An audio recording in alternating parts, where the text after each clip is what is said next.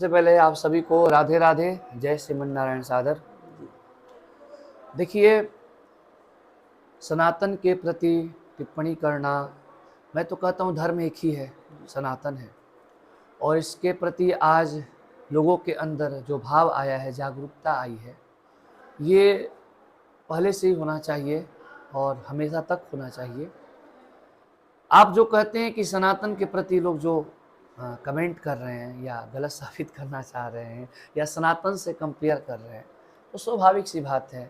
घर का जो मालिक होता है, जो आज के समय में नेक इंसान होता है, ईमानदार होता है, उसी पर हम टिप्पणी करते हैं, उसी पर उंगली उठाते हैं और उसी से कंपेयर करते हैं। इसमें सनातन की कहीं से किसी प्रकार की कोई क्षति नहीं है। मैं तो कहता हूँ पूरा भारतवर्ष नहीं, पूरा देश नहीं, अपितु 7 लोग जो नीचे के हैं, अतल वितल सुतल तलातल महातल रसातल पाताल, 7 लोग जो ऊपर का है, भू भुआ स्वः महाजना तप सत्य लोग, जो 50,000 करोड़ योजन का पूरे ब्रह्मांड का माप बताया गया है, वो सब सनातनी थे, सनातनी हैं और सनातनी रहेंगे। और स्वामी जी, इसी बात को लेकर विवाद होती है। और कई अभी भारत के कई अगर संतों की बात की जाए, ये बात जैसे कि एक धीरेन्द्र कृष्ण शास्त्री जी आते हैं और कहते हैं कि पूरे भारत को हिंदू राष्ट्र घोषित कर देना चाहिए, तो इससे वाक्य से आप कितना सहमत है स्वामी जी?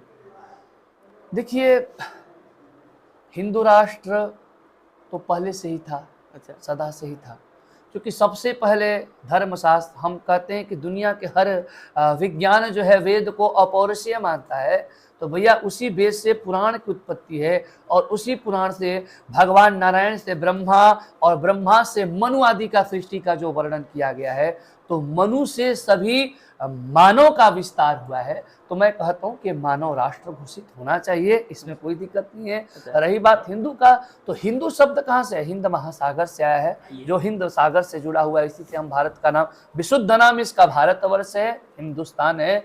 ये शुरू से मानव को रहा है। मानव यानी जो मनु के हमारे वंशज हैं और हमारे जो सनातन को, हमारे धर्म शास्त्र वेद को जो फॉलो करने वाले हैं, मैं तो कहता हूं कि पूरे ब्रह्मांड सनातनी है।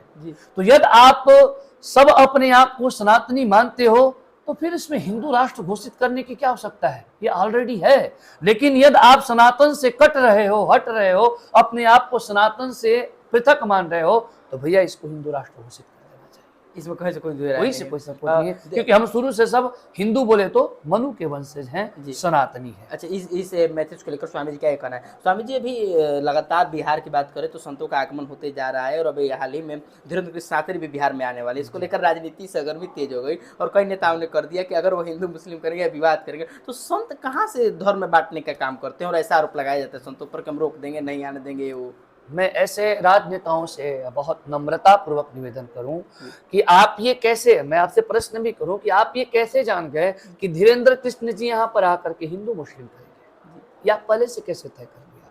ये हमारे बिहार के लिए, विशेषकर पूरे भारतवर्ष के लिए, भारतवर्ष के तो है ही, बिहार के लिए दुर्भाग्य है कि एक प्रवक्ता, एक कथावाचक जो अपने प्रवचन के दौरान सबके अंदर पॉजिटिव ऊर्जा भरता है, सबके अंदर सौम्यता लाता है, सबके अंदर संस्कार का प्रेरणा देता है, सबको भगवान, अध्यात्म, मिथ्या, पाखंड और हिंसा आदि से परे होकर के एक सौम्य रस में जो प्रतिष्ठित करने का काम करता है, ऐसे सनातनी धर्म संवाहक को, ऐसे धर्मशास्त्र के ज्ञाता को, प्रवक्ता को बिहार में आने से रोकना, उसे ज्ञान मन से वंचित करना, ये हमारे बिहार के लिए क्या, पूरे भारतवर्ष के लिए दुर्भाग्य होगा यदि धीरेन्द्र कृष्ण को बिहार में नहीं आने दिया गया तो।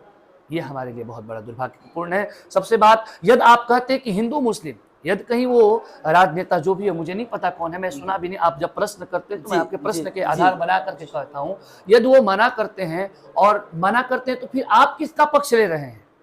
आप किसका पक्ष ले रहे हैं? आपको मना करना शोभनीय नहीं देता। आप इतना निवेदन जरूर कर सकते हैं कि हम विशुद्ध कथा सुनना चाहते हैं, हम हिंदू मुस्लिम नहीं सुनना चाहते हैं, आइए हम भी आपका स्वागत करते हैं।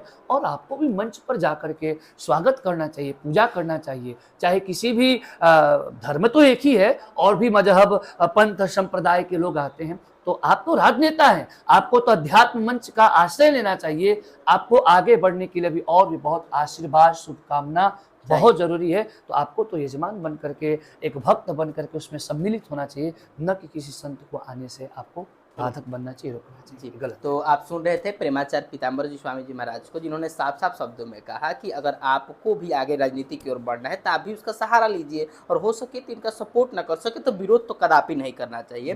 तो लगातार ऐसे ऐसे मुद्दों पर मिलते रहेंगे, मिलते हैं एक और नई वीडियो के साथ। धन्यवाद।